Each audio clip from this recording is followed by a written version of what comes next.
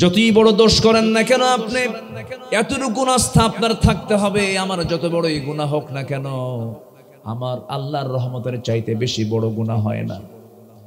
যদি দিল থেকে তওবা করেন আল্লাহ রাব্বুল আলামিন মাফ করবেন। কে নাই হাদিসটা জানেন? 99টা খুন করেছে একজন ব্যক্তি। কয়টা খুন করেছে বলেন? 99টা খুন করার পরে এক আল্লাহওয়ালা বান্দার সামনে দাঁড়ায় বলতেছে, ভাই রে, এত বড় খুন করলাম, এতগুলো খুন করলাম, আমি কি আল্লাহর সামনে মাফ পাবো নাকি? না, মাফ পাওয়ার কোনো চান্স নাই। যে কইছে মাফ পাওয়ার কোনো চান্স নাই, তার আরেকটা মার্ডার করছে। হয়ে গেছে কয়টা? 100টা। এরপর আরেকজনকে বলেছে, সেই লোকটা বলে ফেললো, শোনো, তোমার বাঁচার উপায় আছে, কিন্তু তোমার বন্ধু বান্ধব গুলো ভালো দরকার, ভালো পরিবেশ দরকার। এই জায়গার পরিবেশ ভালো না, যাও অমুক জনপদে খুব ভালো মানুষের কিছু বসবাস আছে, সেই জায়গায় গিয়ে তুমি বসবাস করা শুরু করো, আল্লাহ তোমাকে মাফ করতে পারেন। চোখের পানি ফেলে সেই খুনি আল্লাহর দরবারে চোখের পানি ফেলে ফেলে কান্দে, আল্লাহর কাছে প্রার্থনা করে, তওবা করে। আল্লাহ তাআলা তওবা কবুল করে নেন। রওনা দিয়েছে, রওনা দিয়ে মাঝপথে সে দুনিয়া থেকে বিদায় নিয়েছে। রহমতের ফেরেশতা আসছে, আযাবের ফেরেশতা চলে আসছে, দুইজন মারামারি শুরু করে, এটা আমার, এটা আমার, আমার দায়িত্বে। শেষ পর্যন্ত সিদ্ধান্ত হলো, দেখো তো ওই বান্দা যেখান থেকে তওবা করেছে সেখান থেকে রওনা যে দিয়েছে, তার যে গন্তব্য, সেই গন্তব্যের পথে সে বেশি পা গিয়েছে না কম পা গিয়েছে? বেশি পা গিয়ে নিয়েছে। আল্লাহ বললেন, ও আমার ফেরেশতারা, এই বান্দার গুনাহ মাফ করে আমি তার জন্য জান্নাত বরাদ্দ করে দিলাম। ভুল হয়ে যাবে, সহিহ হাদিস এটা, ভুল হয়ে যাবে, আল্লাহর কাছে মাফ চেয়ে নেব, আল্লাহর কাছে ক্ষমা চেয়ে নেব। আল্লাহ, দুনিয়ার দল করছি, গাঁজা খাওয়ার দল করছি, বেনামাজির দল করছি, চোরের দল করেছি, ডাকাতদের দল করেছি, ভোট চোরের দল করেছি, খুনিদের দল করেছি, এই দল আর করবো না, আল্লাহ তোমার দল করব, আল্লাহ তোমাকে মাফ করে দিবেন। যেরকম সুবহানাল্লাহ। আমরা দল করব কার? আসতে বলবেন না কার? এই দেশে আল্লাহর দল আছে না নাই? আবার শয়তানের দলও আছে না নাই? যেটা ইসলামী দল না সেটাই শয়তানের দল। কি রাগ করতেছেন নাকি? যেটা ইসলামী দল নয় সেটাই কার দল? বলেন, জোরে বলেন, কার দল? শয়তান। ইসলামী দল ছাড়া যত দল আছে সব শয়তানের দল। ইসলামী দল কার দল? দল করব কার দল?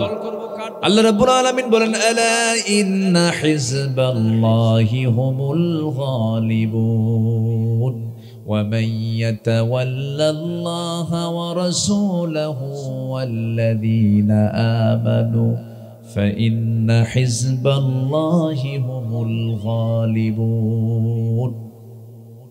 আল্লাহর দল করে দুনিয়া থেকে বিদায় নিতে হবে।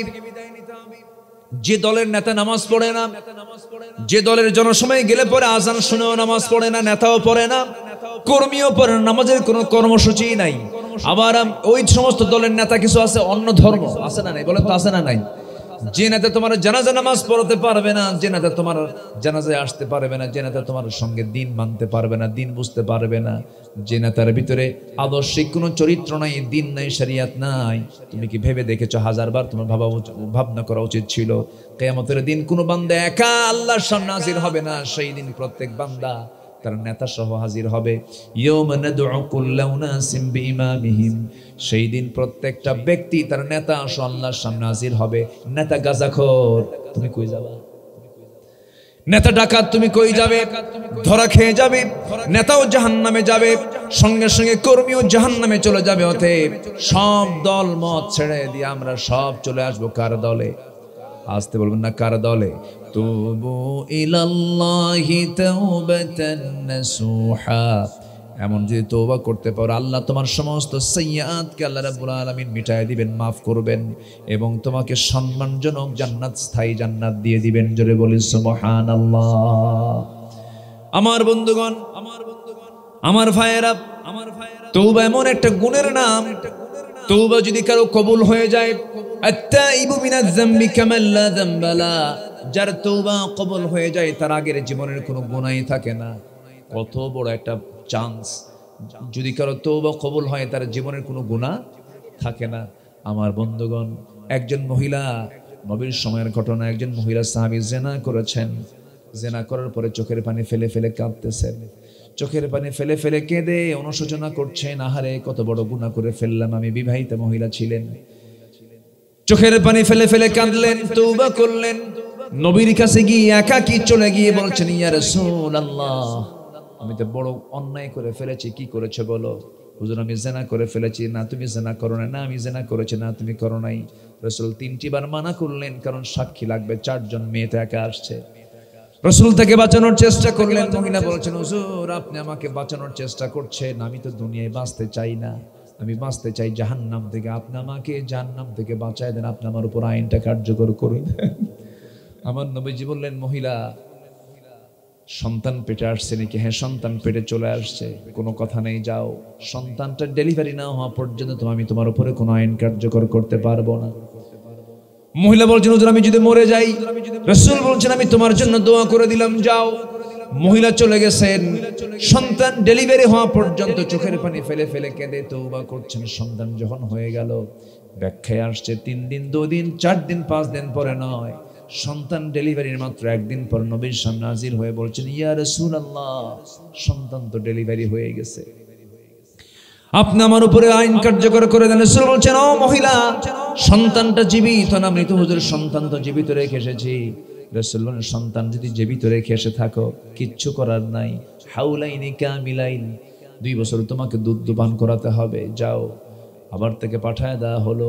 ওই মহিলা করলেন কি, সন্তানকে দুধের পাশাপাশি অন্য খাবারের অভ্যাস গড়ে তুলে কমপ্লিটলি দুধ বন্ধ করে, সন্তানের দুধ নির্ভরশীলতা বন্ধ করে দিয়া 6 মাসের মাথায় সন্তানকে এবার 3য়বারের মতো নবীর সামনে হাজির হয়ে বলছেন, ইয়া রাসূলুল্লাহ এই যে সন্তান দুধ খাওয়া ছেড়ে দিয়েছে, সে এখন আমাকে ছাড়া বাঁচতে পারবে, আজকে আপনি আমাকে ফেরত দিবেন না, দয়া করে আপনি আমার উপর আইনটা কার্যকর করে দিবেন। আমার নবীজি হাত আগায় দিলেন, সন্তানটা কোলের মধ্যে নিয়ে সাহাবায়ে কেরামকে লক্ষ্য করে বলছেন, সাহাবীরা এই যে সন্তান দেখতে পেতেছে, এই সন্তানের লালন পালনের দায়িত্ব যে বান্দা গ্রহণ করবে, আমি রাসূল আর ওই বান্দা জান্নাতের মধ্যে ফাহিয়া ফিল জান্নাতি কাহাতাইন, 2 নখের দূরত্ব অবস্থান করব। সঙ্গে সঙ্গে কয়েকজন সাহাবী দৌড় মেরে এসে নবীর হাত থেকে সন্তানটা নিয়ে চলে গেলেন। আমার নবীজি কাঁদা কাঁদা কণ্ঠে বলছেন, সাহাবীরা রে এই মহিলাকে নিয়ে যাও, উম্মুক তুমরু প্রান্তরে বুক পর্যন্ত পুঁতে রেখে তাকে পাথর মেরে শেষ করে দাও। ফারজুমুহুমা নাকালাম মিনাল্লাহ।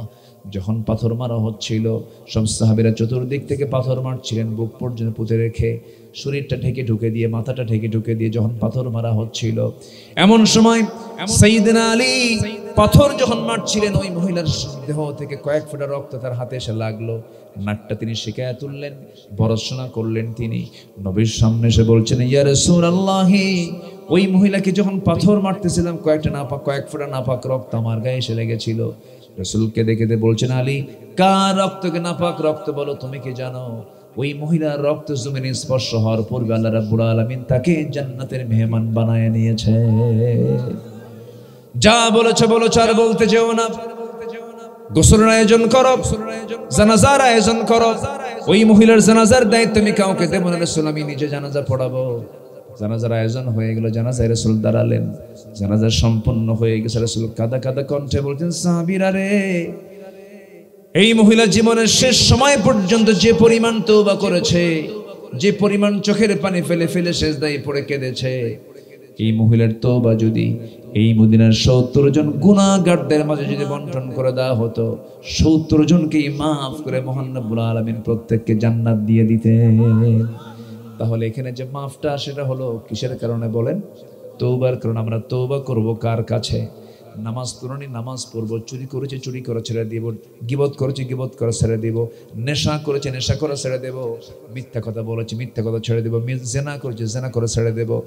সব কিছুকে যদি বাদ দিয়ে যদি বান্দা যদি আল্লাহর পথে একবার ফিরে আসে, আল্লাহ রাব্বুল আলামিন তার কোন আমলের দিকে তাকাবেন না, কোন গুনার দিকে তাকাবেন না। আল্লাহ রাব্বুল আলামিন বলছেন, কি সুন্দর করে বলছেন, ইনতাজতানিবু كبائر ما تنهون عنه نكفر عنكم سيئاتكم وندخلكم مدخلا كريما।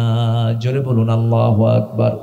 তুমি যদি বড় বড় কবিরা গুনাহগুলোকে ছেড়ে দাও, ছোট্ট ছোট্ট গুনার দিকে আমার আল্লাহ না তাকায়, তোমাকে সব গুনাহগুলো মাফ করে মহান রব্বুল আলামিন তোমাকে সম্মানজনক জান্নাত তোমাকে দান করবেন। জোরে বলি সুবহানাল্লাহ। সবাইকে 5 ওয়াক্ত নামাজ পড়তে রাজি আছেন? রাজি আছেন কারা কারা? হাত উঁচু করে দেখান। জোরে বলি ইয়া আল্লাহ। আরো জোরে বলি ইয়া আল্লাহ। আরো জোরে বলি ইয়া আল্লাহ।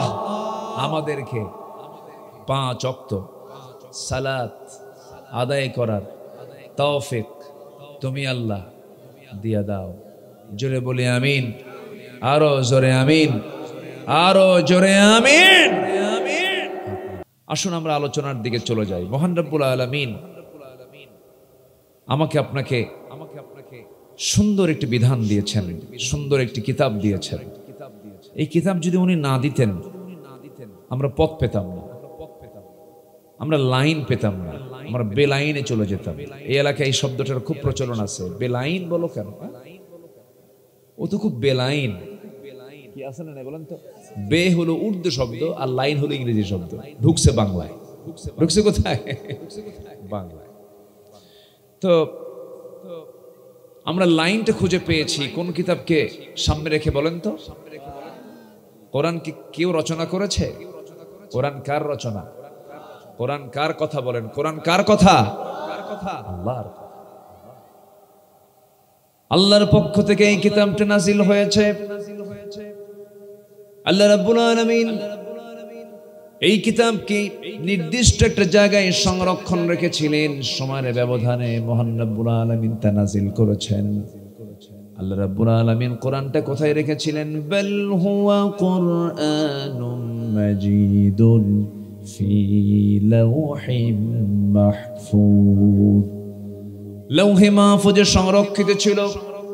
লৌহে মাহফুজে সংরক্ষিত। আলামিন নবীর উপরে আজ থেকে ১৫০০ বছর আগে 2টা নগরে, মদিনা নগরে, মক্কা নগরে 23 বছরে 13 বছর আর 10 বছর, এই 23 বছরে 114টা সূরা সম্বলিত গোটা 30 পারা কোরআন আল্লাহ রাব্বুল আলামিন নাজিল করেছেন।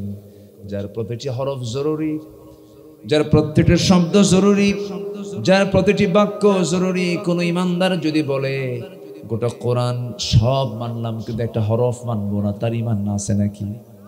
ইমান আছে তার? নাই। এটা এমন একটা কিতাবের নাম, এর একটা হরফকে অমান্য করার কোনো সুযোগ নাই।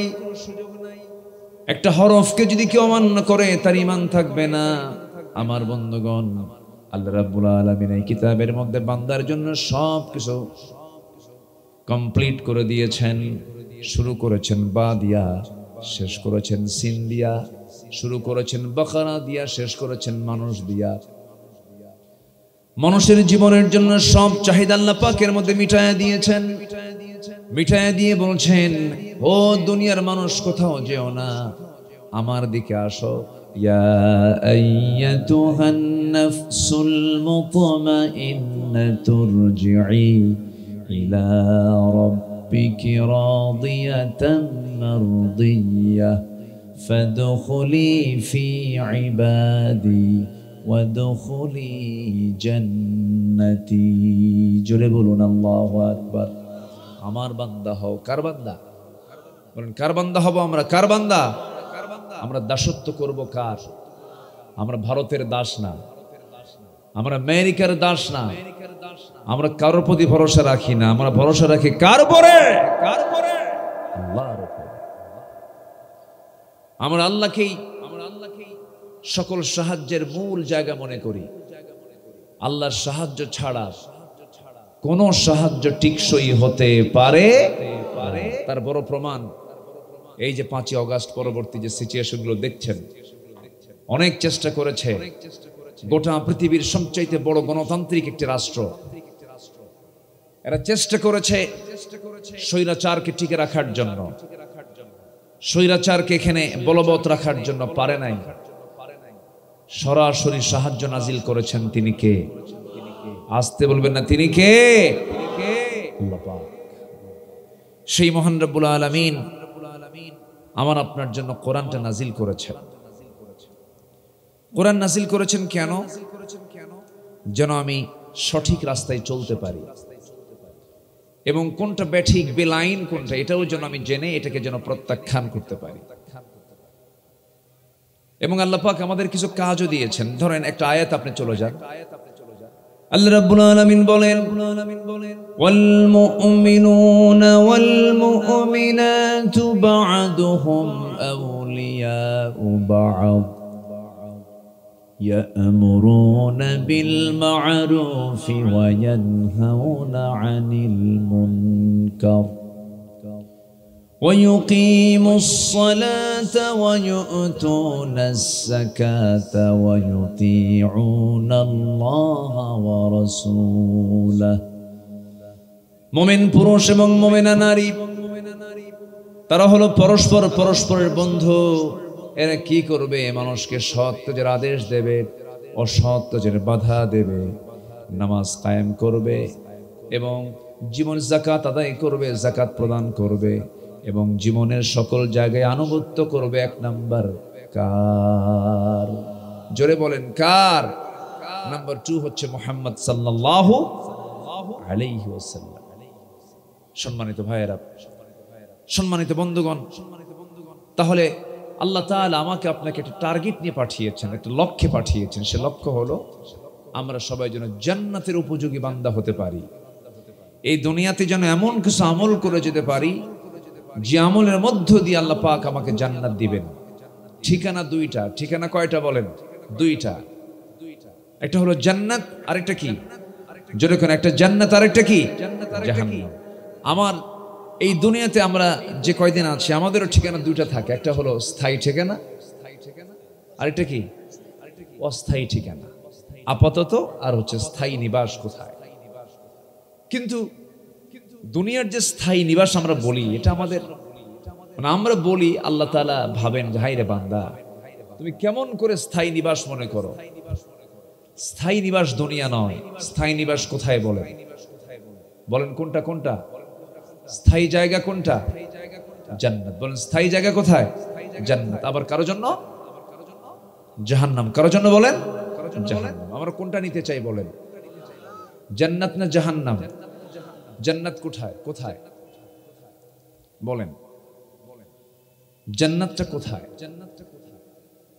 প্রশ্ন আছে না নাই বলেন তো? জান্নাতে যে যাব আমি কেমনে যাব জান্নাতে? জান্নাতটা কোথায়? জান্নাতুল ফেরদাউসের অবস্থান নিয়ে কিছু কিছু জায়গায় ব্যাখ্যা আসছে।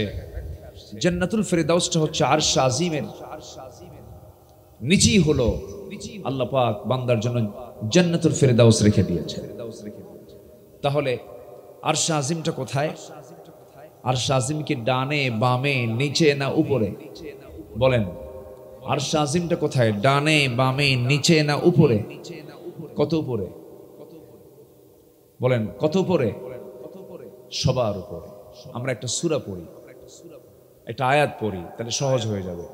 আল্লাহ রাব্বুল আলামিন বলেন, সাব্বিহ ইসমা রাব্বিকাল আ'লাল্লাযী খালাকা ফাসাওয়া ওয়াল্লাযী কদ্দারা ফাহাদা ওয়াল্লাযী আখরাজাল মারআ فجعله غثاء أحوى سنقرئك فلا تنسى إلا ما شاء الله জোরে বলুন আল্লাহু আকবার। যিনি সবার উপরে তিনি হচ্ছেন আলা, তার উপরে আর কেউ নাই। তিনি সবার উপরে, আরশ আজিম সবার উপরে, তার উপরে আর কেউ থাকতে পারে না। আল্লাহ কত উপরে, আল্লাহ কত বড়, আল্লাহ কত মহান। ছোট্ট একটা জরিপ আমি বলবো, একটু কান লাগাবেন, মনোযোগ দিয়ে শুনবেন। এই কথাটা আমি প্রায়ই বলি। আমার বন্ধুগণ, আমরা যেখানে বসে আছি সাতক্ষীরা জেলার আশাশুনি উপজেলার রামনগর নামক একটা কলেজ মাঠে, ফুটবল মাঠে বসে আছি। এই জায়গা থেকে আমরা রাতের বেলা এখন চাঁদ দেখছি। চাঁদ আছে না? চাঁদ আছে, চাঁদনি রাত আমরা চাঁদ দেখতে পাচ্ছি। মানুষ চাঁদের দেশে গেছে, চাঁদ দেখেছে মানুষ, চাঁদ থেকে ফিরে এসেছে। সূর্যের কাছে যাওয়া সম্ভব নয়। সূর্যের যে আভ্যন্তরীণ তাপমাত্রা তা হলো 15 মিলিয়ন ডিগ্রি সেলসিয়াস। তাহলে সূর্যের কাছে যাওয়ার কোনো প্রশ্নই নেই। 40 ডিগ্রি সেলসিয়াস আমরা শীত হয়ে পড়ি। 15 মিলিয়ন ডিগ্রি সেলসিয়াস সেই সূর্যের তাপমাত্রা। ওই সূর্যের কাছে মানুষ কখনো যেতে পারবে না। চাঁদে গেল, মঙ্গল গ্রহে গেল, মানুষ যদি ভাবে চাঁদ দেখলাম, মঙ্গল গ্রহ দেখলাম, তারকার দেশ দেখতে যাব। পৃথিবীর সবচেয়ে নিকটবর্তী তারকার দেশ হলো প্রক্সিমা সেন্ট্রাই, সবচেয়ে নিকটবর্তী তারকা। এই তারকা যদি কেউ ভ্রমণ করতে চায়, দুনিয়ার কোনো নরমাল কোনো বিমান কপ্টার দিয়ে হবে না। ওই তারকার দেশ পৃথিবীর সবচেয়ে নিকটবর্তী যে তারকাটা, ওটা যদি কেউ সফর করতে চায়, নভোযান লাগবে। গোটা পৃথিবীর এখন আপডেট নভোযান হলো অ্যাপোলো 11। অ্যাপোলো 11 এর গতি হলো প্রতি ঘন্টায় 39,000 কিলোমিটার বেগে চলে। প্রতি ঘন্টায় 39,000 কিলোমিটার বেগে চলে। এই গতিতে যদি ওই নভোযানে চড়ে যদি কেউ রওনা দিয়ে দেয়, সেই জায়গায় যেতে তার সময় লেগে যাবে 1,14,000 বছর মাত্র। যাবেন কারা কারা? হাত তোলেন। চাচা হাসে। যাবেন? যাওয়া সম্ভব? বাঁচবো কয়দিন, যাব কোন দিন? আর বান্দা সেই দুনিয়ার মাঝে ছোট্ট একটা জায়গায়, এটা নেতা হলে বুঝায় আমি কি হনু রে। আছে না নাই বলেন তো? এই পৃথিবীর মাঝে, পৃথিবী একটা ছোট্ট জায়গা সেই তারকার তুলনায়। এক একটা তারকা আছে, বেটেল জুইস একটা তারকা আছে যা সূর্যের চাইতেও 33 কোটি গুণ বড়। পৃথিবী তো কিছু যায় মানে মহাশূন্যের মাঝে পৃথিবী ছোট্ট ছোট্ট একটা জায়গা। সেই ছোট্ট পৃথিবীর একটা ভূখণ্ডের একটা এলাকার একটু আতিপাতি নেতা। কি নেতা? এলাকাকে আতিপাতি কয় নাকি? একটু আতিপাতি নেতা, একটু নেতা হইছে, ওরে ও মাটিতে পায়ে রাখে না, বুঝায় আমি একখান মাল, তুমি কিচ্ছু না, সব দিল্লি যায় বসে আছে। কি ঠিক কিনা বলেন? ঠিক কিনা? অনেক দাপট দেখিয়েছিল ওরা, অনেক কিছু করেছে। প্রতিটি হত্যার বিচার বাংলার জমিনে না হওয়া পর্যন্ত কোনো সিদ্ধান্ত নেওয়া যাবে না। নির্বাচন তো বহু দেখলাম আমরা, নির্বাচন দেখি নাই? নির্বাচন না নির্ধারণ, নির্বাচন না নির্ধারণ। বিগত 16 বছরের দাদিরা ভোট দিয়ে গেছে, মরা দাদি মরা নানি, ঠিক কিনা? এগুলো আর দেখতে চাই না আমরা, এগুলো ভণ্ডামি দেখতে চাই না।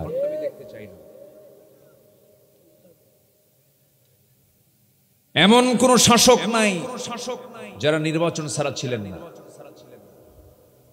চাচা ছিলেন, চাচা এক চাচা 9 বছর নির্বাচন ছাড়া কি ছিল না?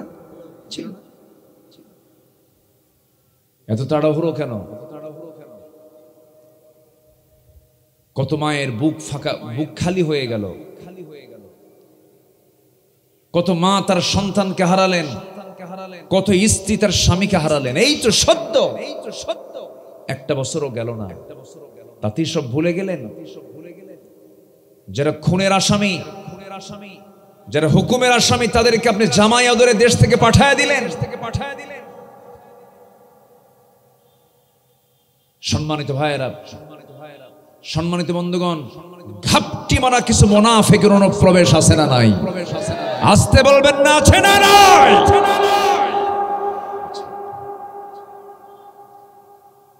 এই জাতির একটা বড় দোষ হলো কি জানেন?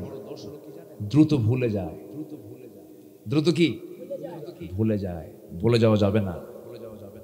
সন্তানগুলো খুব কষ্ট করছে, খুব কষ্ট করেছে। আমি নিজের চোখে দেখেছি, ওরা বন্দুকের নলকে ভয় পায়,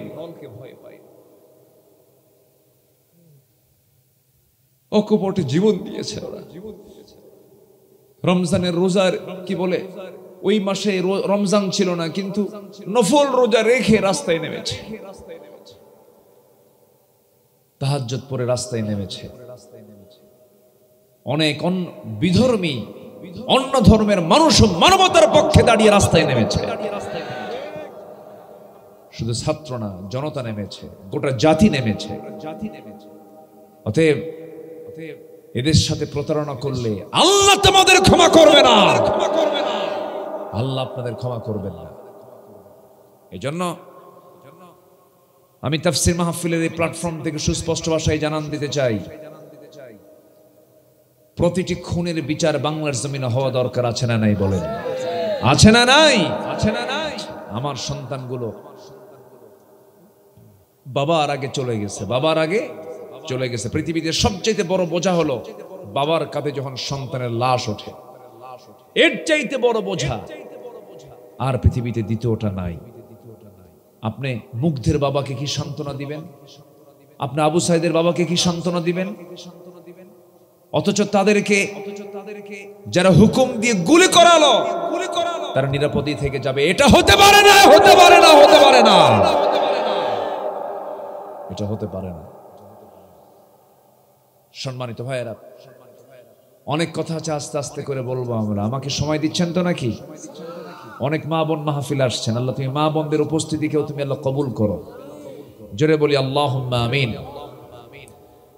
আমরা সব বিদায় নেব একদিন। আজ থেকে 100 বছর আগের মানুষ কিন্তু নাই।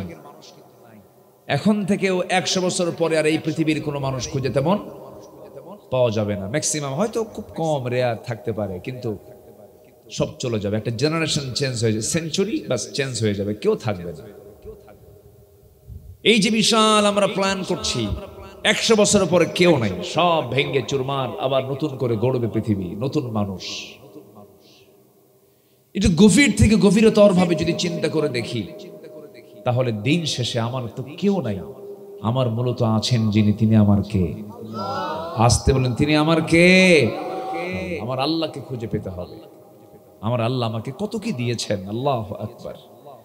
আজকে আমি দিনের বেলা চিন্তা করে দেখেছি, আল্লাহ আমাকে শুধু সৃষ্টি করে দেন নাই, শুধু চোখ এমনি এমনি দেন নাই, চোখটাকে আবার সৃষ্টি করে এই চোখটাকে কেমনে টিকে রাখা যায়। জীবনে চোখ পাই, এই দুই চোখ পেয়েছে, কার কি এই চোখ পাওয়ার সুযোগ আছে?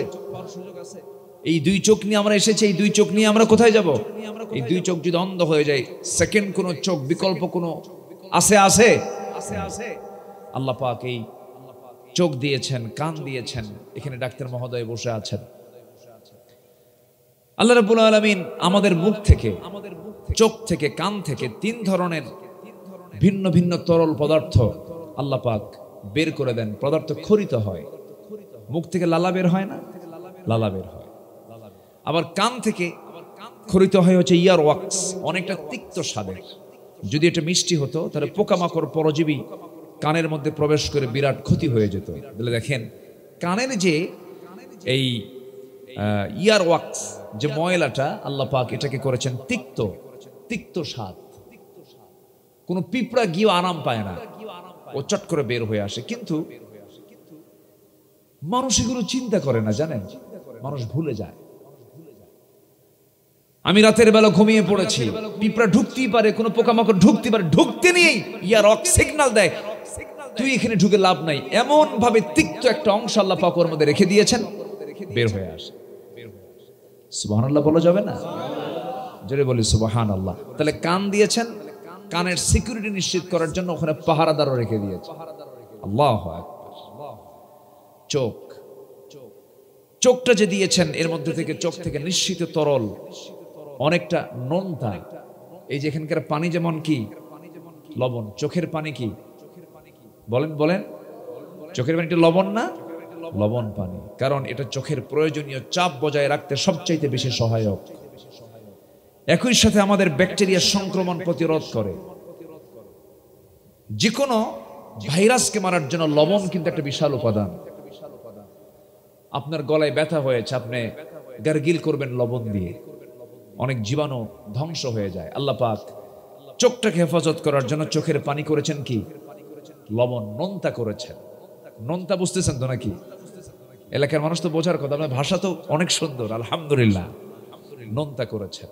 তাহলে কানেরটা করেছেন তিক্ত স্বাদ দিয়েছেন, এটা করেছেন নোনতা। আর আমাদের যে মুখের মাঝে যে লালাটা আছে, এই লালা রসের অংশের এটা করেছেন নোনতাও নয়, আবার মিষ্টিও নয়। নোনতাও নয়, মিষ্টিও নয়। যদি এটা মিষ্টি বা নোনতা হতো, তাহলে মহান আল্লাহর দেওয়া রিজিকের স্বাদগুলো আমরা বুঝতাম না। ঠিক আছে? আমাদের যদি এই লালাটা যদি মিষ্টি হতো, তাহলে কোন খাবারের স্বাদ আমাদের কি মুখে থাকতো না। তাহলে মিষ্টিও না, নোনতাও না, তিতাও না। মাঝে মাঝে তিতা হয়, কি হলে পরে? জ্বর হলে। কি হলে বলেন? তখন বোঝা যায় যে কি জিনিস। আল্লাহ আমার জিহ্বাটা কি বানিয়ে দিয়েছেন, জোরে বলে সুবহানাল্লাহ। জ্বর হলে খাওয়া আসে না, জ্বর হলে রুচি থাকে না, জ্বর হলে পরে ইচ্ছা জাগে না, খাবার খাই। কিন্তু জ্বর যখন সেরে গেল, আনারস নিয়ে নিলাম, একটু বাদামি নিয়ে নিলাম, কি বলে এটা, বাদামি বলে না, বাতাবি লেবু বলে, ওই যে যেটা ধরে, এরপর একটু লেবুর রস নিলাম, একটু খেয়ে নিলাম, সি পেয়ে গেলাম, রুচি চলে আসলো, একটু টক টক কিছু খেয়ে নিলাম। ভিটামিন সি পাওয়ার সঙ্গে সঙ্গে শরীরে জীবনী শক্তি ফিরে পাওয়ার সঙ্গে সঙ্গে আবার যখন তার সেই মুখের লালা যখন স্বাভাবিক হয়ে যায়, কি সুন্দর করে সে যখন যা খায় সঙ্গে সঙ্গে সিগন্যাল দিয়ে দেয় জিহ্বা, এটা হলো কচু শাক, কিসের শাক, এটা হলো পাটের শাক, এটা হলো লাল শাক, এটা হলো পালং শাক, এটা হলো রানী ভোগ, এটা হলো গোপাল ভোগ, এটা হলো খেরসা, এটা হলো ন্যাংড়া, এটা হলো হাড়ি ভাঙ্গা, এটা হলো মাজা ভাঙ্গা। মাজা ভাঙ্গা আছে নাকি? মাজা ভাঙ্গা তো নাই। ন্যাংড়া আমটা আমার খুব স্বাদের আম, আমি খুব পছন্দ করি। প্রায় আজ থেকে 15-16 বছর আগে আমের রাজধানী কোনটা বলেন বলেন বলেন? অনেকে সাতক্ষীরা কয়, ঠিক আছে সাতক্ষীরা তো আছে মাশাআল্লাহ, কিন্তু জাতীয়ভাবে আমরা আমের রাজধানী কোনটা বলি? রাজশাহী। সেখানকার আমগুলো এখন বোঝা কঠিন, এখন সাতক্ষীরা দখল করে ফেলছে সব। আলহামদুলিল্লাহ বলে ভালো, সাতক্ষীরার আমটা অনেক সুন্দর, আমি খেয়েছি। যদি থাকে রেডি থাকলে দিয়ে দিন সাথে। তো ওই আমি এক চাচাকে বললাম যে চাচা আপনার কাছে একটা প্রশ্ন, আপনার তো বাগান আছে? হ্যাঁ। কতগুলো বাগান আছে? বললো যে আমার প্রায় 200 বিঘা জমিতে বাগান আছে। তো বললাম যে আমার কাছে একটা আম খুব প্রিয়, সেটা হলো ন্যাংড়া আম। তো আমের নাম ন্যাংড়া হলো কেন, এটা একটু আমি আপনার কাছ থেকে ব্যাখ্যা জানতে চাই। উনি বললেন মনে হয় এই আম গাছটা কোনো ন্যাংড়া লোক লাগাইছে। কি কথা বুঝলেন? উনি অনুমান ভিত্তিক কথা বললেন, মুখে যা আসে তাই তো নাম দিয়ে দেয়। কিন্তু দেখেন আম একটা ফল, কিন্তু আমের মধ্যে শত শত ক্লাস আছে, এক একটা স্বাদ এক এক রকম। সুবহানাল্লাহ বলা যাবে না? আর এক একটা স্বাদ যে এক এক রকম, তার যেটা ডিফারেন্স করে দেয়, যেটা ডিফারেন্ট যে করে দেয়, এটা এই স্বাদ, এটা এই স্বাদ, সেই মেশিনটা আল্লাহ পাক সেট করেছেন কোথায়?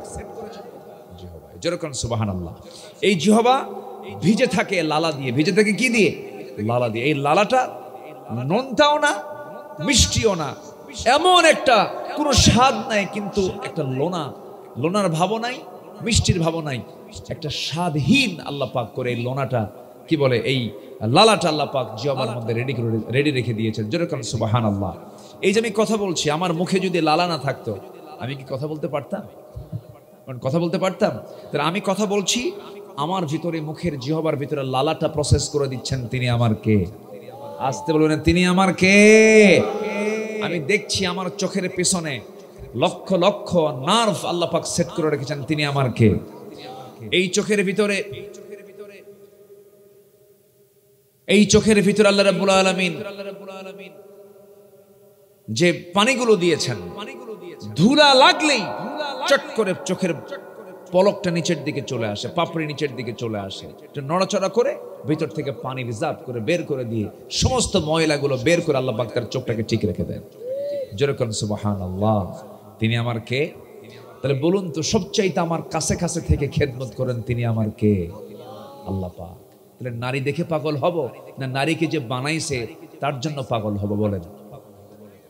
আস্তে কয়, নারীকে দেখে পাগল হব না নারীকে বানাইছেন যিনি তাকে দেখে পাগল হব? সাইয়েদনা ইউসুফ আলাইহিস সালাম তিনি পাগল ছিলেন নারীর না নারীর রবের? বলেন বলেন বলেন বলেন। আর আজকে দুনিয়ার সব পাগল কিসের? গোটা দুনিয়া এখন নারীর পিছনে পণ্য সামগ্রী বানিয়ে দিয়েছে নারীকে। একটা বিড়ি বেচবে, বিড়ি বেচতেও মহিলা লাগে। পুরুষ বিড়ি খায়, পাশে দাঁড়ায় বলে আহ কি সুঘ্রাণ খাও, কি ঠিক আছে?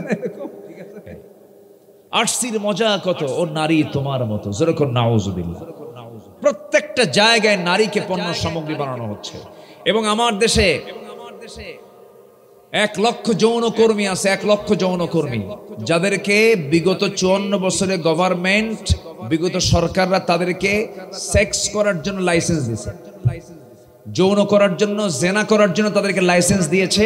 আমার দেশের রাষ্ট্রপ্রধানরা তারা আইন পাশ করে এই বেশ্যাবৃত্তির লাইসেন্স দিয়েছে 1 লক্ষ।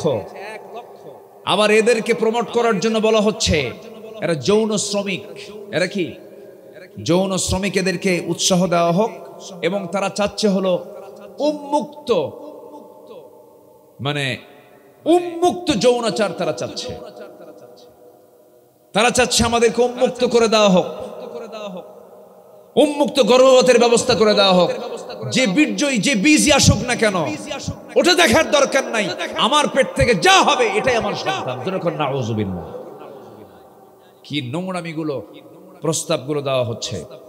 আমি হলফ করে বলতে পারি 1 লক্ষ যে যৌন শ্রমিক, কি বলে, যৌন কর্মী যারা আছে, আমি হলফ করে বলতে পারি আপনি এদের কাছে গিয়ে প্রশ্ন করে দেখুন, ওয়াল্লাহি এরা নিজের ইচ্ছায় এই পথে পা বাড়ায় নাই। এরা ব্ল্যাকমেইলের শিকার, প্রতারণার শিকার, পরিস্থিতির শিকার হয়ে এখানে এসেছে। আমি কি আমার মেয়েকে এমন চিত্র দেখতে চাই? আমি কি আমার বইয়ের এমন চিত্র দেখতে চাই? আমি কি আমার মায়ের এমন চিত্র দেখতে চাই? কোন বিবেকবান, কোন মুসলিম যারা মানবতায় বিশ্বাসী তারা কি এগুলো দেখতে চায়? দেখতে চায় না। একজন মার ভবিষ্যৎ, একজন মহিলার ভবিষ্যৎ অবশ্যই আছে না নাই? একটা মানুষ যদি যৌন কর্মী থেকে যায় তার শেষ অবস্থানটা কোথায়? সে যাবে কোথায়? তার অবস্থানটা, তার সামাজিক মর্যাদা কোথায়? সে কোথায় যাবে? চিন্তা করে দেখুন সম্মানিত ভাইয়েরা। আমরা তাফসীর মাহফিলের প্ল্যাটফর্ম থেকে এটাও সুস্পষ্ট জানান দিতে চাই, নারী সংস্কারের নামে বিভিন্ন স্লোগান তুলে কি বলতেছে? পুরুষের সব ক্ষমতা ভেঙ্গে করো সমতা। আচ্ছা, পুরুষের গায়ের চামড়া শক্ত না নারীর গায়ের চামড়া শক্ত? দোষ কার? আল্লাহর। আল্লাহর দোষ। পুরুষের গায়ের চামড়া শক্ত করে দিয়েছেন কে? নারীর গায়ের চামড়া সফট, নরম করে দিয়েছেন কে? আল্লাহ দিয়েছেন। পুরুষের গায়ের শক্তি বেশি, এনার্জি বেশি, তাদের খাবারটাও বেশি, তারা বেশি খায়। মেয়েরা কম খাবে। মার পেটের খাবারটাও, মার পেট থেকে যখন এসেছে এই দুনিয়াতে সেই সময় পুরুষও বেশি খায়, ছেলে সন্তান বেশি খায়, মেয়ে সন্তান কম খায়। কেমন করে? আবার সম্পত্তি যখন নেবে, মায়ের সম্পত্তি বাবার সম্পত্তি, ছেলে পাবে 2 বিঘা, মেয়ে পাবে 1 বিঘা। আবার মার যে দুধটাও খায়, মেয়ে খায় অর্ধেক, পুরুষ খায় তার ডাবল। কেমন করে? রিসার্চ করবেন, একটু গবেষণা করবেন, সব পেয়ে যাবেন। ছোট্ট একটা ইতিহাস মনে পড়লো, বলবো বলবো বলবো বলবো বলবো সাইয়্যিদনা আলী রাদিয়াল্লাহু আনহুর সময় 2 জন মহিলা অন্তঃসত্ত্বা, তাদের পেটে বাচ্চা ছিল, বাচ্চা সন্তান পেটের মধ্যে ছিল, সন্তান সম্ভবা। রাতের বেলা অন্ধকার রাতে তারা ঘুমিয়ে পড়েছেন, আল্লাহর ফয়সালা। 2 জন মহিলার পেট থেকে সন্তান ভূমিষ্ঠ হয়েছে অন্ধকারেই। দুনিয়াতে সন্তান যখন চলে এলো, সকালবেলা 2 জন গন্ডগোল শুরু করে দিয়েছে। একজনের গর্ভ থেকে ছেলের সন্তান, একজনের গর্ভ থেকে মেয়ে সন্তান হয়েছে। 2 জনই জানে কার ছেলে কার মেয়ে, কিন্তু ছেলের সন্তানের দিকে একটা আকর্ষণ আগের থেকেই ছিল, এখনো আছে না নাই? বলেন বলেন বলেন। ছেলে হলে পরে খুব মশান, মেয়ে হলে পরে কথা কয় না, আছে না? ছেলে হলে পরে খুব বাপ মার মশান দেখে, কে ছেলে, কি ব্যাপার, তোমার স্ত্রী কি, খবরটা কি, কি সন্তান, কি হয়েছে? ছেলে। বাপসাবি আলাদা। আর যদি হয় মেয়ে, কি হয়েছে? মনে এখন হার্ট স্ট্রোক করে মরবে, আছে কিনা বলেন? এখনো আছে। মুসা উম্মাদা ওয়া হুয়া কাযিম, আগের যুগেও এরকম চেহারা কালো হয়ে যেত এবং মেয়ে সন্তানগুলোকে জীবন্ত পুঁতে হত্যা পর্যন্ত করেছে। আমি লম্বা ব্যাখ্যায় যেতে চাই না।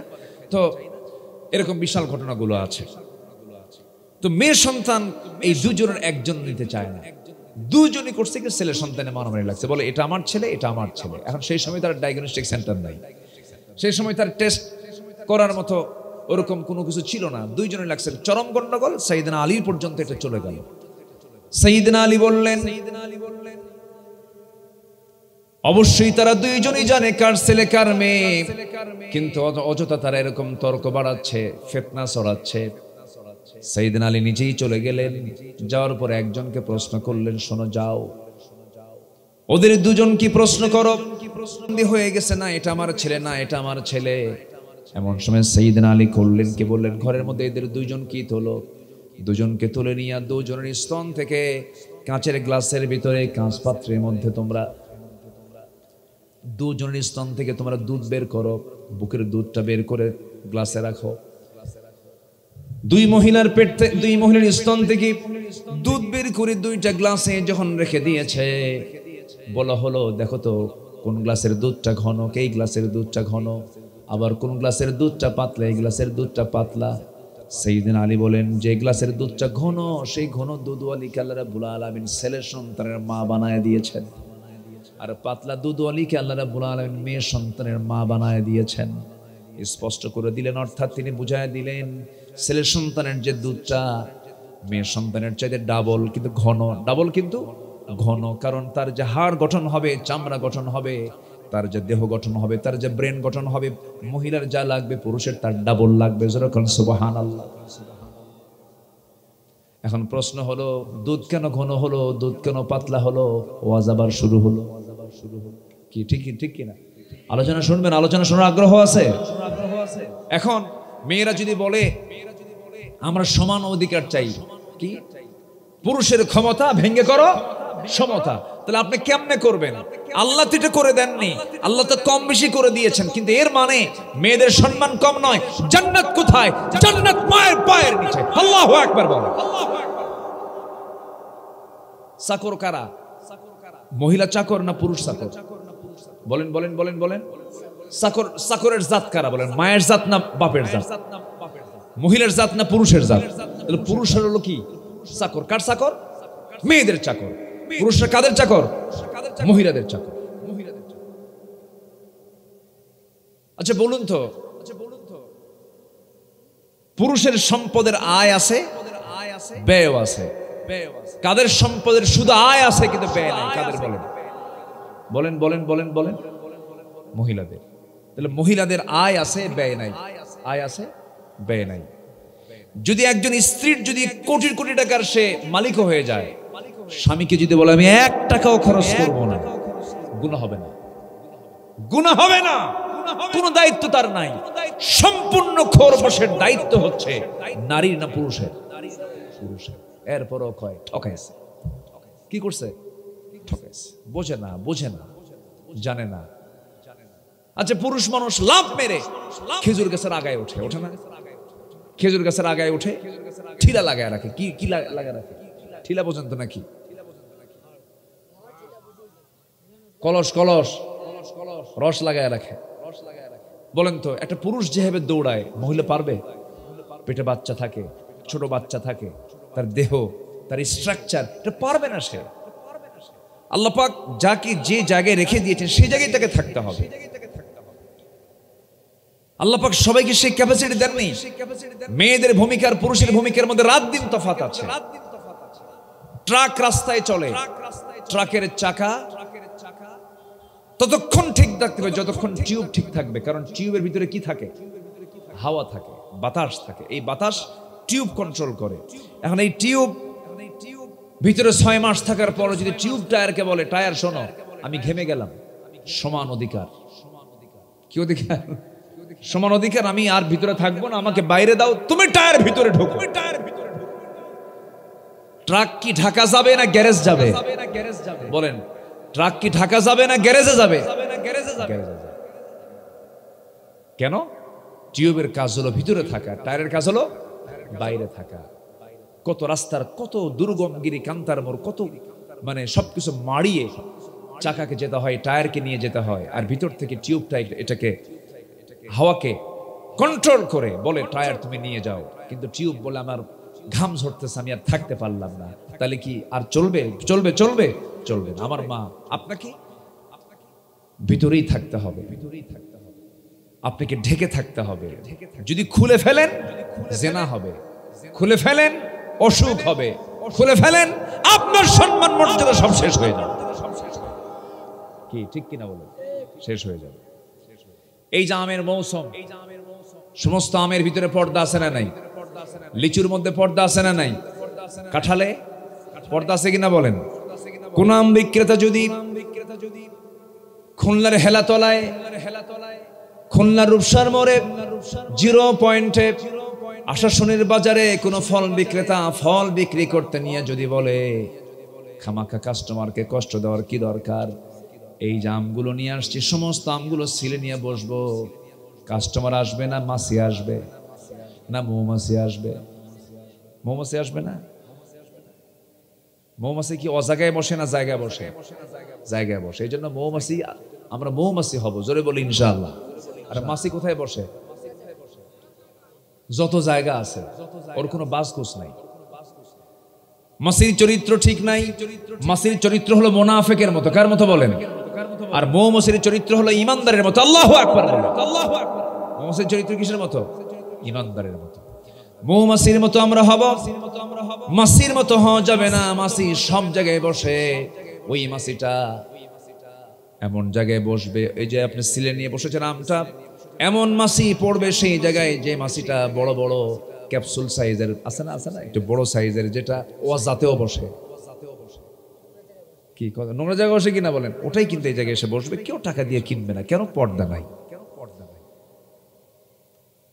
আধুনিক দুনিয়াকে যদি সাজাতে হয়, 800 কোটি মানুষের এই দুনিয়াতে 350 কোটি নারী সমাজকে আগে পর্দার বিধান তাদের মধ্যে ট্রিট করতে হবে। ঠিক কিনা বলেন? এছাড়া সমাজ কখনো ঠিক হতে পারে না। মেয়েরা সব করবে। মেয়েরা করবে না কেন? মেয়েরা ডাক্তার হবে, মেয়েরা ইঞ্জিনিয়ার হবে, মেয়েরা প্রয়োজনে যুদ্ধ করবে, যুদ্ধ বিদ্যাও শিখতে পারে, কোনো সমস্যা নেই। কিন্তু পর্দা ছাড়া না পর্দা সহ? কারণ পর্দা ছাড়া না পর্দা সহ? পর্দা সহ। পর্দার নিয়ম ভঙ্গ করে কোনো কাজ করা যাবে না। আমার মায়েরা যারা আসছেন একটু মনোযোগ দিয়ে শোনার চেষ্টা করুন। আমি আপনি দুনিয়া থেকে বিদায় নিয়ে নেব, কেউ আমরা বাঁচবো না। দুনিয়া থেকে যেহেতু বিদায় নিচ্ছি, আল্লাহর সামনে হাজিরা দেব আমরা। আমি যেখান থেকে তেলাওয়াত করেছি, আল্লাহ রাব্বুল আলামিন বলছেন তোমরা ফিরে আসো। তোমরা কি করো? কার দিকে? আসতে বলবেন না, কার দিকে?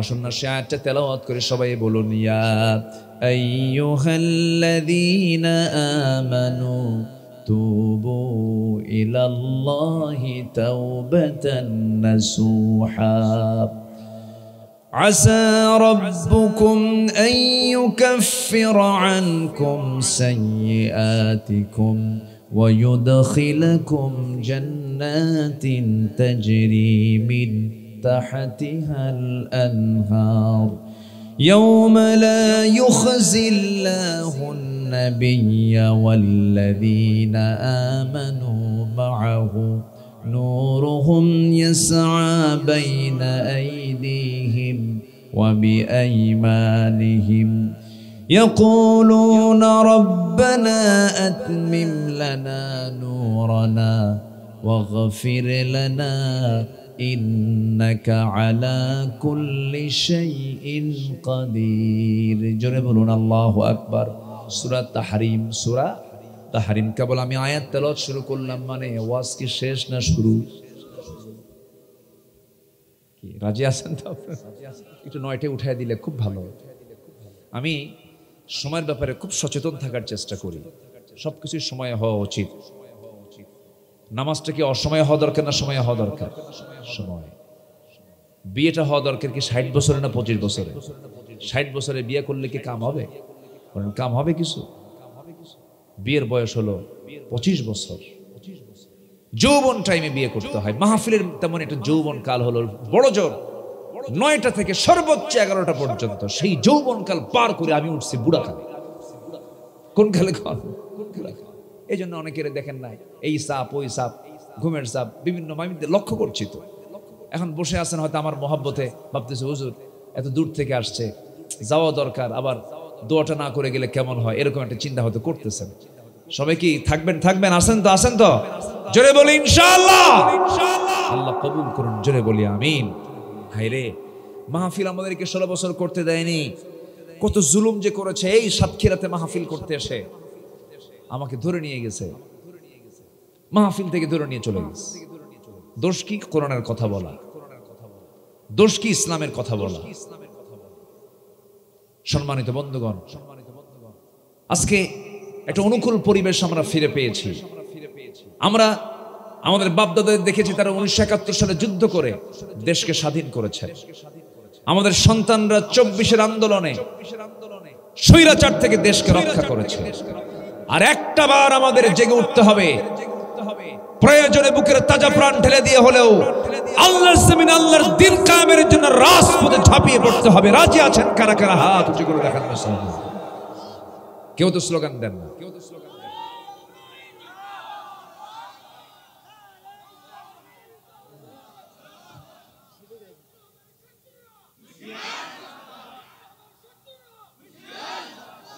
আল্লাহ কবুল করুন, জোরে বলি আমিন। সম্মানিত ভাইয়েরা, সম্মানিত বন্ধুগণ, দুটো আয়াত আমি তেলাওয়াত করেছি। এক নম্বর আয়াত হলো তওবা। এক নম্বর আয়াতে কি? তওবা। আর নাম্বার 2 হচ্ছে জিহাদ। দ্বিতীয় নম্বর আয়াতে কি? জিহাদ। সূরার নাম হলো সূরা তাহরিম। সূরা তাহরিম। সূরা তাহরিম আল্লাহ রাব্বুল আলামিন নাজিল করেছেন। এটা হলো মদিনায় নাজিল হওয়া একটি সূরা।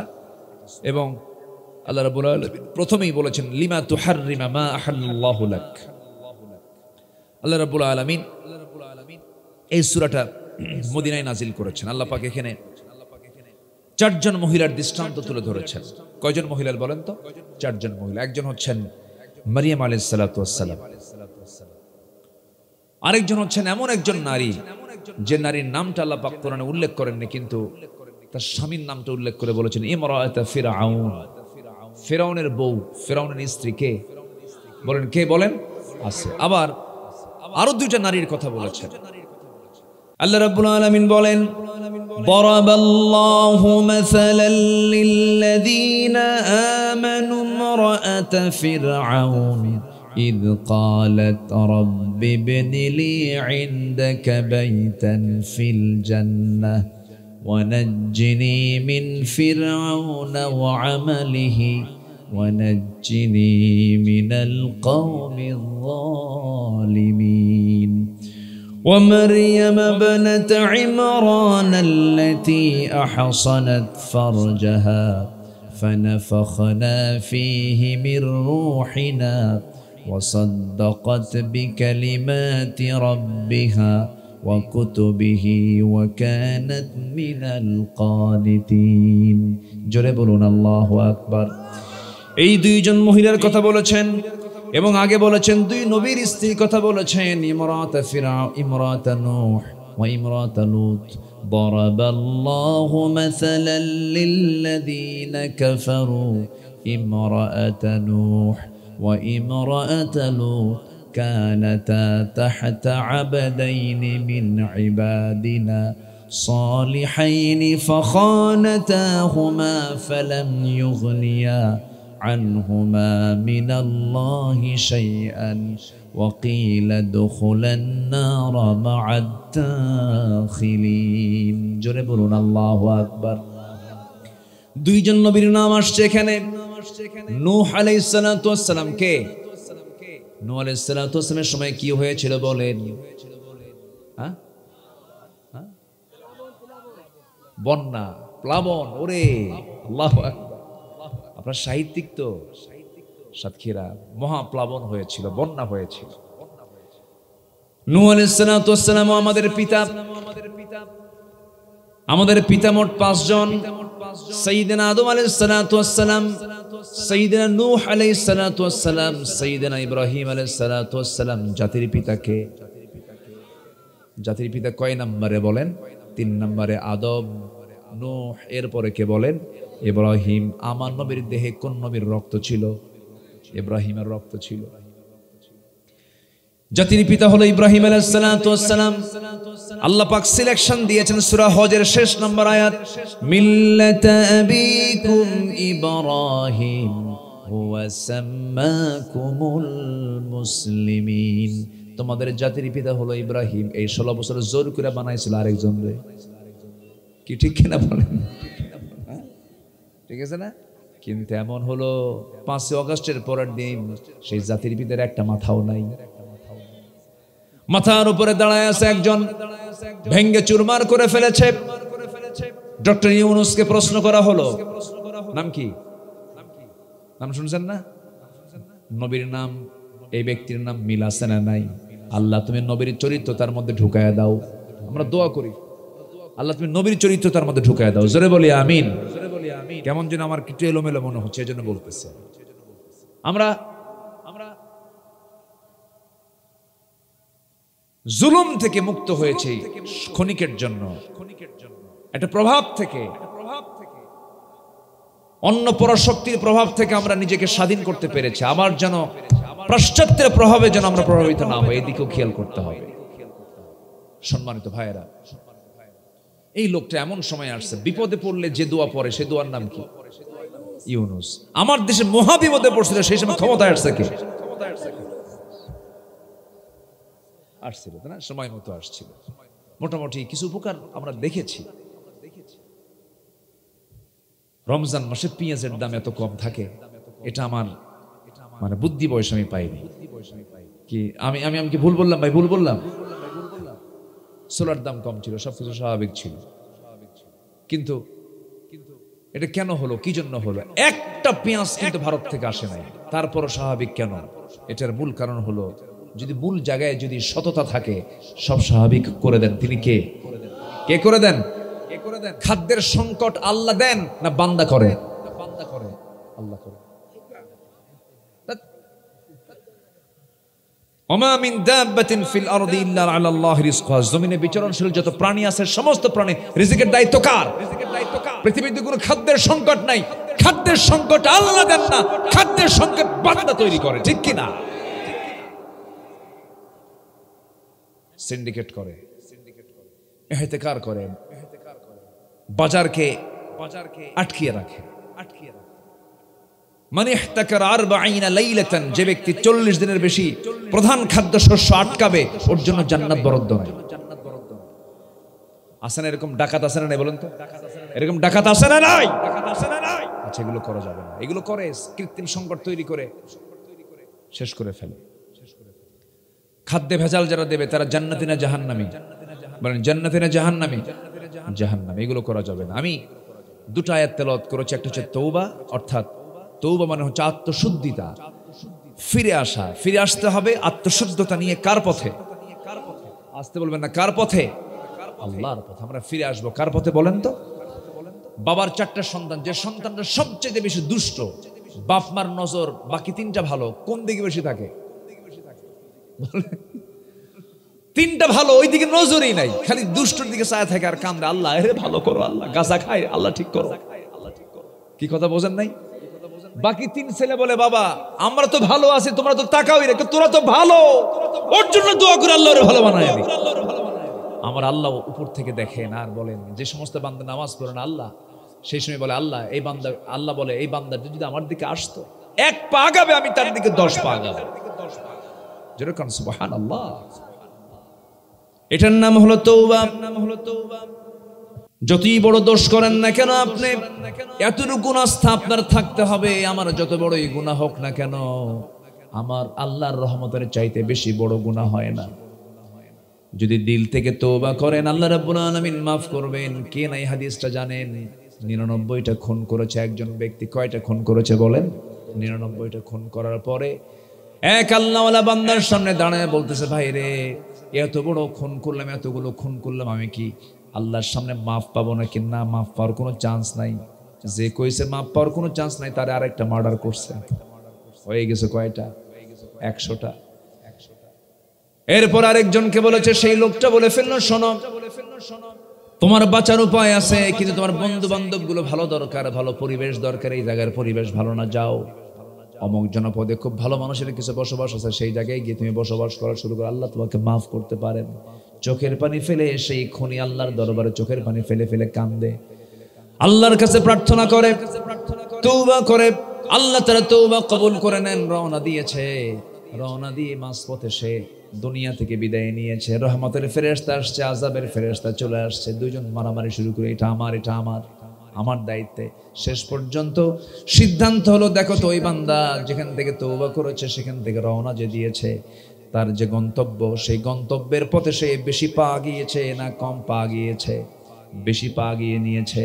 আল্লাহ বললেন, ও আমার ফেরেশতারা, এই বান্দার গুনাহ মাফ করে আমি তার জন্য জান্নাত বরাদ্দ করে দিলাম। ভুল হয়ে যাবে, সহি হাদিস এটা, ভুল হয়ে যাবে, আল্লাহর কাছে মাফ চেয়ে নেব, আল্লাহর কাছে ক্ষমা চেয়ে নেব। আল্লাহ, দুনিয়ার দল করছি, গাঁজা খাওয়ার দল করছি, বেনামাজির দল করছি, চোরের দল করেছি, ডাকাতদের দল করেছি, ভোট চোরের দল করেছি, খুনিদের দল করেছি, এই দল আর করবো না। আল্লাহ তোমার দল করব, আল্লাহ তোমাকে মাফ করে দিবেন। যেরকম সুবহানাল্লাহ। আমরা দল করব কার? আসতে বলবেন না কার? এই দেশে আল্লাহর দল আছে না নাই? আবার শয়তানের দলও আছে না নাই? যেটা ইসলামী দল না সেটাই শয়তানের দল। কি রাগ করতেছেন নাকি? যেটা ইসলামী দল নয় সেটাই কার দল? বলেন, জোরে বলেন, কার দল? শয়তানের। ইসলামী দল ছাড়া যত দল আছে সব শয়তানের দল। ইসলামী দল কার দল? দল করব কার দল? আল্লাহ রাব্বুল আলামিন বলেন, আলা ইন্না হিজবাল্লাহি হুমুল গালিবুন ওয়া মান ইয়াতাওয়াল্লাল্লাহা ওয়া রাসূলাহু ওয়াল্লাযীনা আমানু ফাইন্না হিজবাল্লাহি হুমুল গালিবুন। আল্লাহর দল করে দুনিয়া থেকে বিদায় নিতে হবে। যে দলের নেতা নামাজ পড়ে না, যে দলের জনসময় গেলে পরে আজান শুনেও নামাজ পড়ে না, নেতাও পড়ে না, কর্মীও পড়ে না, নামাজের কোনো কর্মসূচি নাই। আবার ওই সমস্ত দলের নেতা কিছু আছে অন্য ধর্ম, আছে না নাই? বলেন তো, আছে না নাই? যে নেতা তোমার জানাজা নামাজ পড়াতে পারবে না, যে নেতা তোমার জানাজায় আসতে পারবে না, যে নেতা তোমার সঙ্গে দিন মানতে পারবে না, দিন বুঝতে পারবে না, যে নেতার ভিতরে আদর্শিক কোনো চরিত্র নাই, দিন নাই, শরিয়াত নাই, তুমি কি ভেবে দেখেছো? হাজারবার তোমার ভাবনা করা উচিত ছিল। কিয়ামতের দিন কোনো বান্দা একা আল্লাহর সামনে হাজির হবে না, সেই দিন প্রত্যেক বান্দা তার নেতা সহ হাজির হবে। ইয়াউমা নাদউ কুল্লা উনাসিম বিইমামিহিম, সেই দিন প্রত্যেকটা ব্যক্তি তার নেতা সহ আল্লাহর সামনে হাজির হবে। নেতা গাঁজাখোর, তুমি কই যাবা? নেতা ডাকাত, তুমি কই যাবে? ধরা খেয়ে যাবে। নেতাও জাহান্নামে যাবে, সঙ্গে সঙ্গে কর্মীও জাহান্নামে চলে যাবে। অতএব সব দল মত ছেড়ে দিয়ে আমরা সব চলে আসবো কার দলে? আসতে বলবেন না, কার দলে? তুবু ইলাল্লাহি তাওবাতান নাসুহা, এমন যদি তওবা করতে পারো, আল্লাহ তোমার সমস্ত সাইয়্যাতকে আল্লাহ রাব্বুল আলামিন মিটায় দিবেন, মাফ করবেন, এবং তোমাকে সম্মানজনক জান্নাত, স্থায়ী জান্নাত দিয়ে দিবেন। জোরে বলি সুবহানাল্লাহ। আমার বন্ধুগণ, আমার ভাইয়েরা, তওবা এমন একটা গুণের নাম, তওবা যদি কারো কবুল হয়ে যায়, আত-তাইবু মিনাজ যামবি কামান লা যামবা লা, যার তওবা কবুল হয়ে যায় তার আগের জীবনের কোনো গুনাহই থাকে না। কত বড় একটা চান্স! যদি কারো তওবা কবুল হয় তার জীবনের কোনো গুনাহ থাকে না। আমার বন্ধুগণ, একজন মহিলা, নবীর সময়ের ঘটনা, একজন মহিলা সাহাবী জিনা করেছেন। জিনা করার পরে চোখের পানি ফেলে ফেলে কাঁদতেছেন, চোখের পানি ফেলে ফেলে কেঁদে অনুশোচনা করছেন, আহারে কত বড় গুনাহ করে ফেললাম। আমি বিবাহিতা মহিলা ছিলেন, চোখের পানি ফেলে ফেলে কাঁদলেন, তওবা করলেন। নবীর কাছে গিয়ে একাকী চলে গিয়ে বলছেন, ইয়া রাসূলুল্লাহ, আমি তো বড় অন্যায় করে ফেলেছি। কি করেছে বলো? হুজুর, আমি জিনা করে ফেলেছি। না, তুমি জিনা করো না। না, আমি জিনা করেছি। না, তুমি করো নাই। রাসূল 3টি বার মানা করলেন, কারণ সাক্ষী লাগবে, 4 জন মেয়ে তো একা আসছে। রাসূল তাকে বাঁচানোর চেষ্টা করলেন। মহিলা বলছেন, হুজুর, আপনি আমাকে বাঁচানোর চেষ্টা করছেন, আমি তো দুনিয়ায় বাঁচতে চাই না, আমি বাঁচতে চাই জাহান্নাম থেকে। আপনি আমাকে জাহান্নাম থেকে বাঁচায় দেন, আপনি আমার উপর আইনটা কার্যকর করুন। আমার নবীজি বললেন, মহিলা, সন্তান পেটে আসছে নাকি? হ্যাঁ, সন্তান পেটে চলে আসছে, কোনো কথা নেই, যাও। সন্তানটা ডেলিভারি না হওয়া পর্যন্ত আমি তোমার উপরে কোনো আইন কার্যকর করতে পারবো না। মহিলা বলছেন, হুজুর, আমি যদি মরে যাই? রাসূল বলছেন, আমি তোমার জন্য দোয়া করে দিলাম, যাও। মহিলা চলে গেছেন।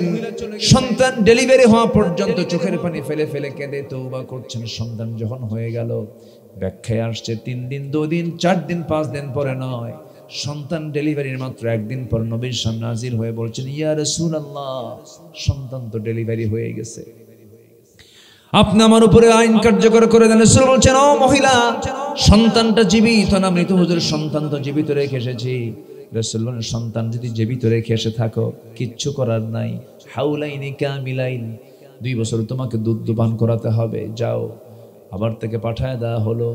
ওই মহিলা করলেন কি, সন্তানকে দুধের পাশাপাশি অন্য খাবারের অভ্যাস গড়ে তুলে কমপ্লিটলি দুধ বন্ধ করে, সন্তানের দুধ নির্ভরশীলতা বন্ধ করে দিয়া 6 মাসের মাথায় সন্তানকে এবার 3য়বারের মতো নবীর সামনে হাজির হয়ে বলছেন, ইয়া রাসূলুল্লাহ, এই যে সন্তান, দুধ খাওয়া ছেড়ে দিয়েছে, সে এখন আমাকে ছাড়া বাঁচতে পারবে। আজকে আপনি আমাকে ফেরত দিবেন না, দয়া করে আপনি আমার উপর আইনটা কার্যকর করে দিবেন। আমার নবীজি হাত আগায়া দিলেন, সন্তানটা কোলের মধ্যে নিয়ে সাহাবায়ে কেরামকে লক্ষ্য করে বলছেন, সাহাবীরা এই যে সন্তান দেখতে পেতেছে, এই সন্তানের লালন পালনের দায়িত্ব যে বান্দা গ্রহণ করবে, আমি রাসূল আর ওই বান্দা জান্নাতের মধ্যে ফাহিয়া ফিল জান্নাতি কাহাতাইন, দুই নখের দূরত্ব অবস্থান করব। সঙ্গে সঙ্গে কয়েকজন সাহাবী দৌড় মেরে এসে নবীর হাত থেকে সন্তানটা নিয়ে চলে গেলেন। আমার নবীজি কাঁদা কাঁদা কণ্ঠে বলছেন, সাহাবীরা রে, এই মহিলাকে নিয়ে যাও, উম্মুক তুমরু প্রান্তরে বুক পর্যন্ত পুঁতে রেখে তাকে পাথর মেরে শেষ করে দাও। ফারজুমুহুমা নাকালাম মিনাল্লাহ। যখন পাথর মারা হচ্ছিল, সব সাহাবীরা চতুর্দিক থেকে পাথর মারছিলেন, বুক পর্যন্ত পুঁতে রেখে, শরীরটা ঢেকে ঢুকে দিয়ে, মাথাটা ঢেকে ঢুকে দিয়ে যখন পাথর মারা হচ্ছিল, এমন সময় সাইয়েদনা আলী পাথর যখন মারছিলেন, ওই মহিলার দেহ থেকে কয়েক ফোঁটা রক্ত তার হাতে এসে লাগলো। নাকটা তিনি শিকায়া তুললেন, ভর্ৎসনা করলেন। তিনি নবীর সামনে এসে বলছেন, ইয়া রাসূলুল্লাহ, ওই মহিলাকে যখন পাথর মারতেছিলাম, কয়েক ফোঁটা নাপাক রক্ত আমার গায়ে এসে লেগেছিল। রাসূলকে দেখে বলছেন, আলী, কার রক্তকে নাপাক রক্ত বলো, তুমি কি জানো? ওই মহিলার রক্ত জমিনে স্পর্শ হওয়ার পূর্বে আল্লাহ রাব্বুল আলামিন তাকে জান্নাতের মেহমান বানায় নিয়েছে। যা বলেছে বলেছ, আর বলতে যেও না। গোসলের আয়োজন করো, জানাজার আয়োজন করো। ওই মহিলার জানাজার দায়িত্ব আমি কাউকে দেব না রাসূল, আমি নিজে জানাজা পড়াবো। জানাজার আয়োজন হয়ে গেল, জানাজায় রাসূল দাঁড়ালেন। জানাজা সম্পন্ন হয়ে গেছে। রাসূল কাঁদা কাঁদা কণ্ঠে বলছেন, সাহাবীরা রে, এই মহিলা জীবনের শেষ সময় পর্যন্ত যে পরিমাণ তওবা করেছে, যে পরিমাণ চোখের পানি ফেলে ফেলে সেজদায় পড়ে কেঁদেছে, এই মহিলার তওবা যদি এই মদিনার ৭০ জন গুনাহগারদের মাঝে যদি বন্টন করে দেওয়া হতো, ৭০ জনকেই মাফ করে মহান রব্বুল আলামিন প্রত্যেককে জান্নাত দিয়ে দিতেন। তাহলে এখানে যে মাফটা, সেটা হলো কিসের কারণে বলেন? তওবার কারণে। আমরা তওবা করব কার কাছে? নামাজ পড়নি, নামাজ পড়বো। চুরি করেছে, চুরি করে ছেড়ে দিব। গীবত করেছে, গীবত করে ছেড়ে দিব। নেশা করেছে, নেশা করে ছেড়ে দেব। মিথ্যা কথা বলেছে, মিথ্যা কথা ছেড়ে দেব। জেনা করেছে, জেনা করে ছেড়ে দেব। সব কিছুকে যদি বাদ দিয়ে যদি বান্দা যদি আল্লাহর পথে একবার ফিরে আসে, আল্লাহ রাব্বুল আলামিন তার কোন আমলের দিকে তাকাবেন না, কোন গুনার দিকে তাকাবেন না। আল্লাহ রাব্বুল আলামিন বলছেন, কি সুন্দর করে বলছেন, ইনতাজতানিবু كبائر ما تنهون عنه نكفر عنكم سيئاتكم وندخلكم مدخلا كريما। জোরে বলুন আল্লাহু আকবার। তুমি যদি বড় বড় কবিরা গুনাহগুলোকে ছেড়ে দাও, ছোট্ট ছোট্ট গুনার দিকে আমার আল্লাহ না তাকায়, তোমাকে সব গুনাহগুলো মাফ করে মহান রব্বুল আলামিন তোমাকে সম্মানজনক জান্নাত তোমাকে দান করবেন। জোরে বলি সুবহানাল্লাহ। সবাইকে 5 ওয়াক্ত নামাজ পড়তে রাজি আছেন? রাজি আছেন কারা কারা? হাত উঁচু করে দেখান। জোরে বলি ইয়া আল্লাহ। আরো জোরে বলি ইয়া আল্লাহ। আরো জোরে বলি ইয়া আল্লাহ। আমাদেরকে 5 ওয়াক্ত সালাত আদায় করার তৌফিক তুমি আল্লাহ দিয়া দাও। জোরে বলি আমিন। আরো জোরে আমিন। আরো জোরে আমিন। কষ্ট দিয়ে ফেললাম মনে হয়, রাগ করলেন? শেষ করে দেই, চালাবো। ফজর কাজা হবে না তো? ফজর ঠিক থাকবে তো? হ্যাঁ, ফজর পড়ে যাবেন? ঠিক আছে, ফজর পড়ে এখানে যান, আমি চলে যাই। খুবই সুন্দর মানুষ, বলি আলহামদুলিল্লাহ। অনেক সুন্দর মানুষ আপনারা, আলহামদুলিল্লাহ। তাহলে আমাদের প্রথম আয়াতের হালকা কিছু কথা বলে ফেললাম। তওবার পুরস্কার হলো জান্নাত। সেটা কি মানে টেম্পোরারি জান্নাত না স্থায়ী জান্নাত? পার্মানেন্ট জান্নাত। জান্নাতে যে একবার ঢুকবে আর বের হবে না। যেরকম সুবহানাল্লাহ, কি নিয়ামত। আল্লাহ রাব্বুল আলামিন বলেন, ইন্নাল্লাযীনা আমানু ওয়া আমিলুস সালিহাতি কানাত লাহুম জান্নাতুল ফিরদাউসি নুজুলা খালিদিনা ফিহা লা ইয়াবগুনা আনহা হিওয়ালা। জোরে বলুন আল্লাহু আকবার। জান্নাত থেকে বের হওয়ার কোনো সুযোগ নাই। জান্নাত থেকে আপনি কোথায় যাবেন? নাজ নিয়ামত, জীবনের মতো সেই নাজ নিয়ামত আমরা গ্রহণ করব যদি আমরা ভালো আমলগুলো করে যাই। সেকেন্ড আয়াতে আল্লাহ রাব্বুল আলামিন তার রাসূলকে স্পেশালি বলছেন, কি বলছেন? ইয়া আইয়ুহান নাবিয়্যু জাহিদিল কুফফারা ওয়াল মুনাফিকিন ওয়াগলুয আলাইহিম ওয়া মাওয়াহুম। আমরা মানবতার পক্ষে কথা বলবো, জোরে বলি ইনশাআল্লাহ। আমরা যুদ্ধ চাই না, শান্তি চাই। বলেন, যুদ্ধ চাই না, শান্তি চাই। কিন্তু কেউ যদি আমাকে মারতে আসে, আমি কি ছেড়ে দেব? আমি কি ছেড়ে দেব? প্রথম হামলা করেছে ভারত, ঠিক আছে না? প্রথম হামলা কে করেছে? ভারত। ইসলাম ডিফেন্সিভ ভূমিকা পালন করে। ইসলাম আগে মারতে যায় না, কেউ মারতে আসলে তার পাল্টা জবাব দিয়ে দেয় ইসলাম। আল্লাহু আকবার, আল্লাহু আকবার।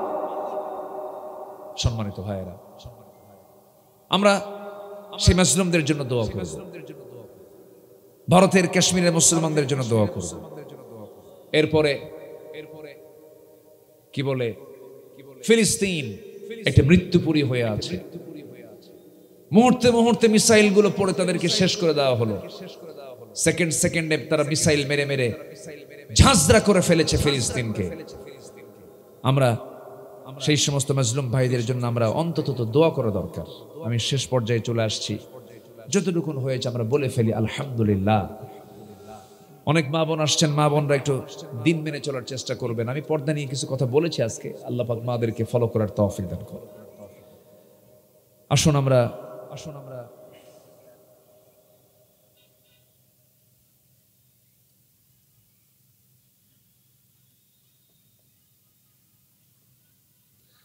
হুজুর, আমি মায়ের সাথে খারাপ আচরণ করি, আমি সব স্কুল প্রতিষ্ঠানের সভাপতি। কি বলে, কি বলতেছে? তো বাপ মার সঙ্গে খারাপ আচরণ করবেন, আবার স্কুলের সভাপতি হবেন, তো আপনি তো বেয়াদব। কি ঠিক কিনা বলেন? আপনার তো এই দায়িত্ব পালন করার তো অধিকারই নাই। যে ব্যক্তি বাপ মার সঙ্গে খারাপ আচরণ করে সে কি মানুষ না বেয়াদব? তার চাইতে বড় সুপার ক্লাস বেয়াদব। কি বেয়াদব? সুপার ক্লাস বেয়াদব। আল্লাহ আমাদের এই বেয়াদবি থেকে আমাদেরকে হেফাজত করুন। আরো জোরে আল্লাহুম্মা আমিন। জি সম্মানিত ভাইয়েরা, যে যেখানে বসে আছেন, আমরা ফজরের দিক তাকিয়ে আমরা ফজর পড়বো তো ইনশাআল্লাহ। ফজর হবে তো, জোহর হবে তো, 5 ওয়াক্ত নামাজ কেউ ছাড়বেন? আল্লাহ তুমি সবাইকে কবুল করো, জোরে বলি আল্লাহুম্মা আমিন। আমি আশাবাদ কামনা করছি, সব দিকে তাকিয়ে যতটুকু হয়েছে আমরা বলে ফেলি আলহামদুলিল্লাহ। নামাজের মতো করে আমরা বসি, নামাজের মতো করে আমরা বসি। সবাই বলে সুবহানাকাল্লাহুম্মা ওয়া বিহামদিকা আশহাদু আল্লা ইলাহা ইল্লা আনতা আস্তাগফিরুকা ওয়া আতুবু ইলাইকা। চিৎকার মেরে বলি, ইয়া আল্লাহ, আমার জীবনের সগীরা কবীরা, ছোট বড় সব গুনাহ তুমি আল্লাহ মাফ করে দাও। জোরে বলুন ইয়া রাব্বাল আলামিন, ইয়া রাব্বাল আলামিন। কিছু গজল শুনতে চেয়েছিলেন, আমি কি গজল শোনাবো? শুনবেন? আচ্ছা। সে কোন বন্ধু বলো বেশি বিশ্বস্ত, সে কোন বন্ধু বলো বেশি বিশ্বস্ত, কার কাছে মন খুলে দেয়া যায়, কার কাছে সব কথা বলা যায়, হওয়া যায় বেশি আশ্বস্ত, তার নাম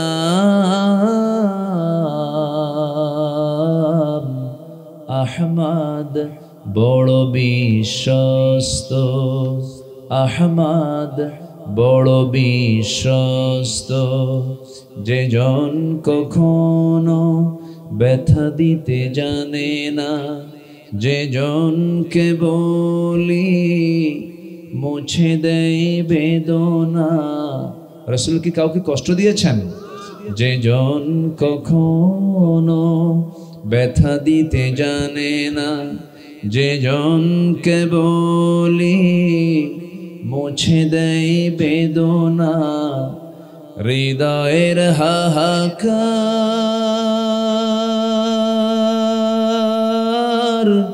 আপন করে নিতে আর কার বুক এত প্রশস্ত, তার নাম আহমদ বড় বিশ্বস্ত মহানবী বলে তারে কেউ বা ডাকে আমি ডাকি প্রিয়তম মহানবী বলে তারে কেউ বা ডাকে আমি ডাকি প্রিয়তম সে আমার ধ্যান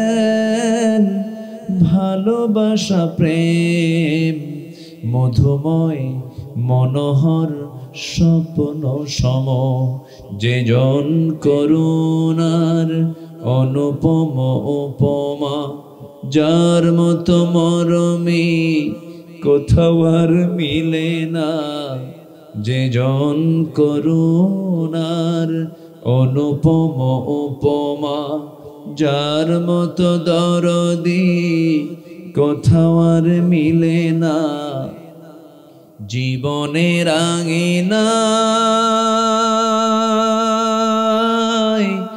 আবাদ করে দিতে আর কারবো এত প্রশস্ত তার নাম